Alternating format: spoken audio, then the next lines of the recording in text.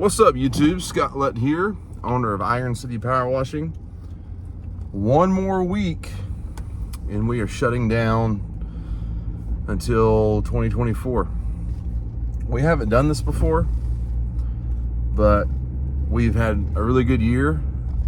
We're tired and we deserve a break, so we're going to take advantage of having a couple of weeks off to revamp, rejuvenate, spend some time with family, refocus. That was the main word I was looking for. Refocus, come back fresh 2024, and get after it. We have a lot of pending estimates out there that I'm sure will be converted into jobs, so we should start off the year with a bang. We're currently in the middle of a $25,000 job. Half of that we've already done, so we'll have the other half to start in 2024 on top of our monthly contracts, and then whatever residential work decides to come in. So, but today I want to talk about something that has been brought up to me. The things I talk about, guys, they're not just by random choice. It's because people have asked me certain questions, and when I have questions that I've noticed that is asked over and over, I feel like it's appropriate to make a video on that specific topic.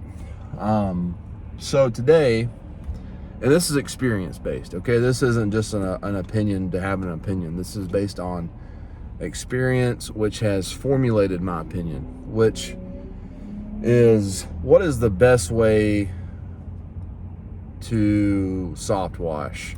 Not necessarily downstream, okay? I'm talking about what's the comparison with really between 12 volt and a gas roof pump. All right, we use 12 volts. Why do we choose 12 volts over a gas roof pump? The primary reason is, I hate to say this, because I mean, you're only as good as your equipment, and a lot of times when you spend less money, it usually comes back to bite you. But the 12 volt pumps are more cost effective, in my opinion.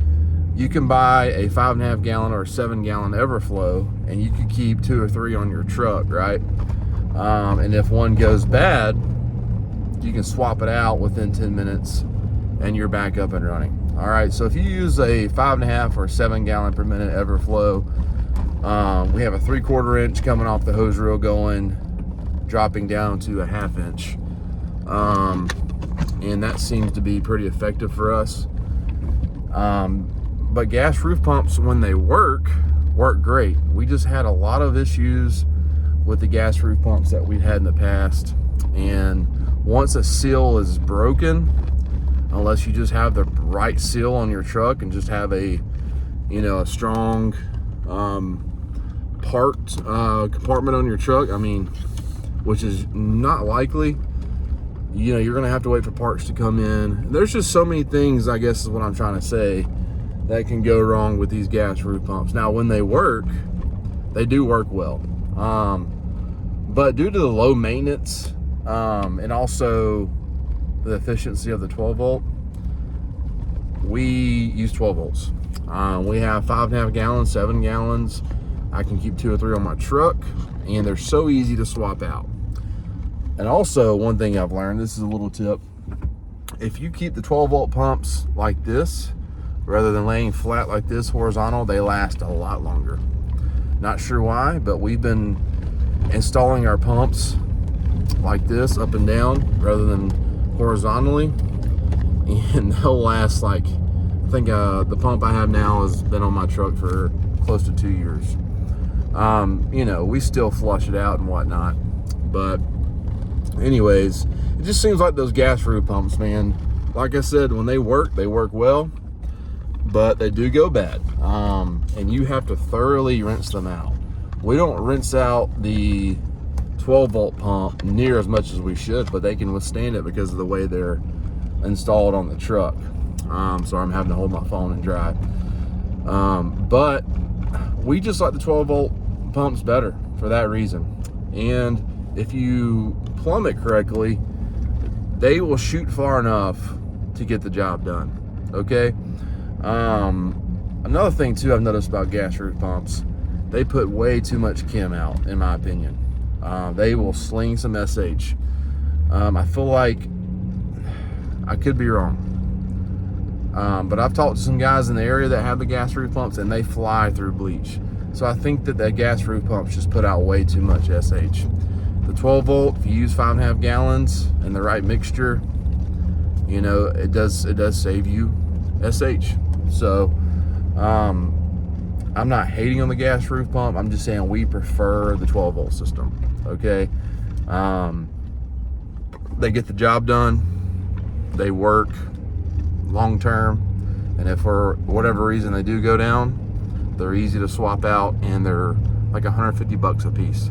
A gas roof pump, you're looking at what, $2,500 to $3,000. They use a lot of SH. Once anything could go wrong with them, you really can't pinpoint exactly what it is in the field, and you have to have all the parts to fix in the field, even if you know how. You know, I mean, it's probably going to be down. So at the very least, you need to have a 12 volt as your backup if you do have gas roof pumps. We just got so tired of dealing with the gas roof pumps because they just kept messing up on us. No matter how much we rinsed them out, they would still go bad. Those seals would go bad. I mean, and they were really difficult to prime. You don't have that problem with the 12 volt. So in my opinion, the 12 volt is the way to go. We will always use 12 volts, 12 volt pumps, and they get the job done, and we can clean just about any roof out there. If there's a roof that I have to get on and that's just crazy, I'll just pass on it. Because honestly, guys, like, the backbone of our business is commercial work, so I'm not going to risk our safety or really inconvenience myself or any of my guys to get on a crazy roof. And I'm definitely not going to spend money on a gas roof pump just for those really steep roofs. Okay.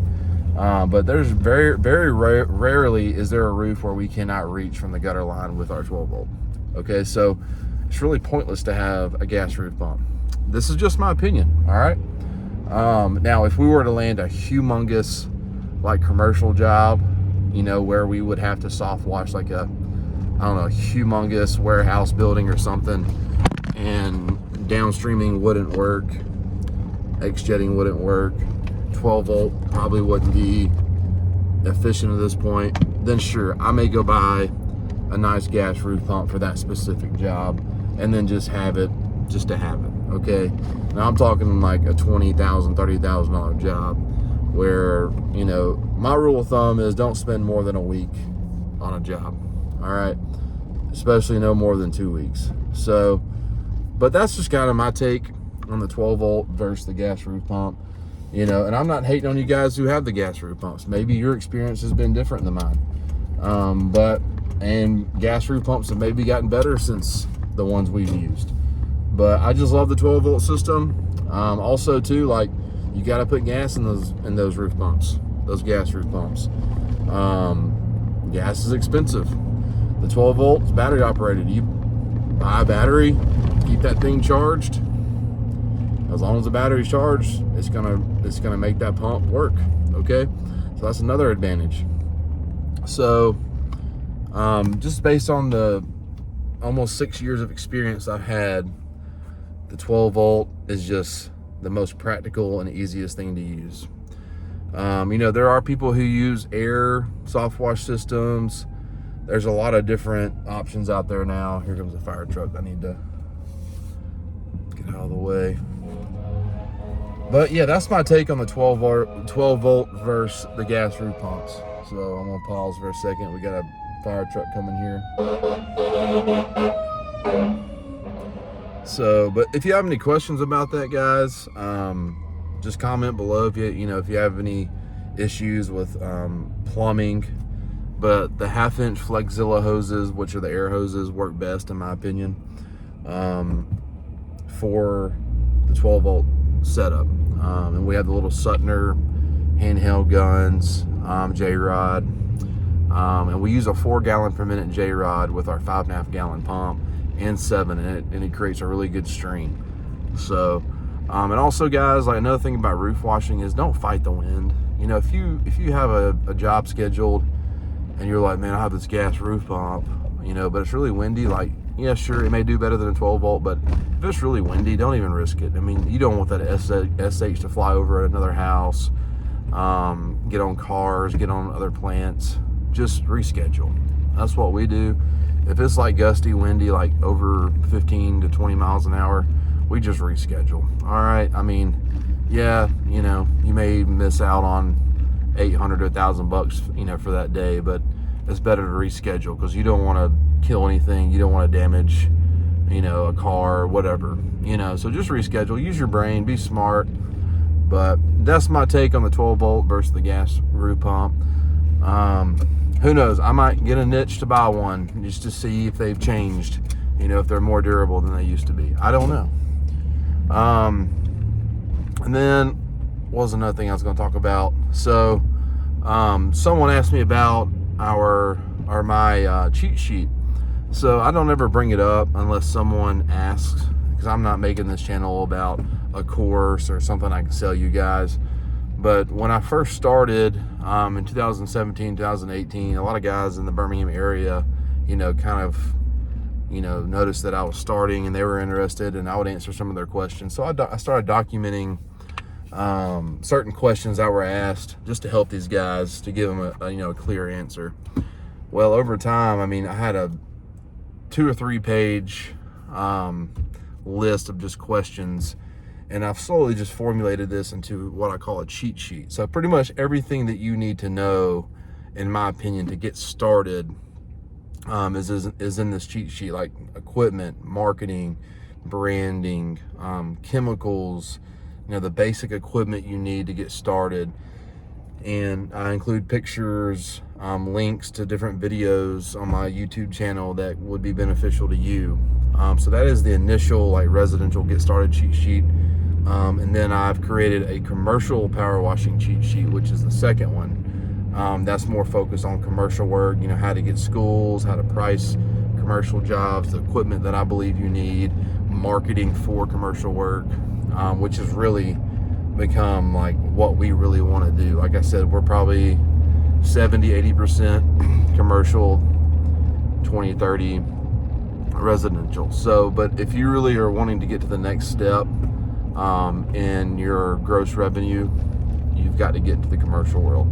But you also have to have a different mindset. Okay, residentially, I kind of see it as people find you and reach out to you based on your SEO and, you know, your marketing plan. In the commercial world, that is a factor, but also it's you going and finding the work. And we've really leveraged our relationships, people we know in the Birmingham area, and just us being proactive and sending emails, making phone calls, taking people out to coffee or lunch, and that has solidified some really good commercial contracts for us. So I even include an email in the cheat sheet of how, you know, I grab these people's attention. It's not a bunch of words. I add some things in there that really makes them hard to not be interested or to even say no to you. So, and I tried, I mean, it was like a trial and error type thing. I finally found the email that I got the greatest response from, and I include that in this cheat sheet. So, so what I'm doing, guys, is I'm doing $100 per cheat sheet, or if you buy both, I'll do $150. So I'll essentially take $50 off the second one you buy if you decide to buy both. So if you want the residential one, only $100. If you want the commercial one, only $100. If you want both, I can do both for $150. And they're a Word document, so you could print it off and keep it in your truck. You can download it to your iPad, whatever you use in the field, and it's yours. And if there's anything that I update on it, I think it's pretty much done now. But if there's anything that I update on it, I will update it in my live cloud, and I will resend it to you. So, and I will reach out to you personally, because I've had probably 30 to 40 people buy this, and they're all still in the industry. I check in on them, or they'll reach out to me and say, hey, I'm doing really well. So I've gotten really good feedback on the cheat sheets, and it's not like real in the weed stuff. It's just like the basic information that you need to know, like the questions that you're going to think of as a business owner. Like, it's going to be covered in this cheat sheet. Okay. It's a lot of good content, and it's things that I have experienced, and it's things that guys ask over and over again. So I am addressing these questions and providing an answer. So let me know if you're interested. 205-732-2012. And I have Venmo, So that's really the only form of payment that we take, as far as outside of like Jobber or a check or cash. But if you have Venmo, I think we have PayPal. I don't know. We'll figure it out. But most people have Venmo, or if you want to just send a check, I'm cool with it.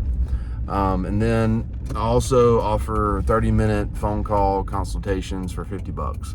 If you want to set up a time to call and just pick my brain for 30 minutes, I'll be happy to do it. I usually go over 30 minutes with every person I talk to, and I'm okay with that too. So we'll just say 30 minutes, but if we go 45, still $50. So, and some people may not like it that I'm charging for things, but knowledge is not free, guys. I've worked really hard to build this business, and I have some knowledge that can really help you get to the next level. And if all you have to pay is $50 or $100 or $150, I think it's worth it. All right, Scott Litt, Iron City Power Washing.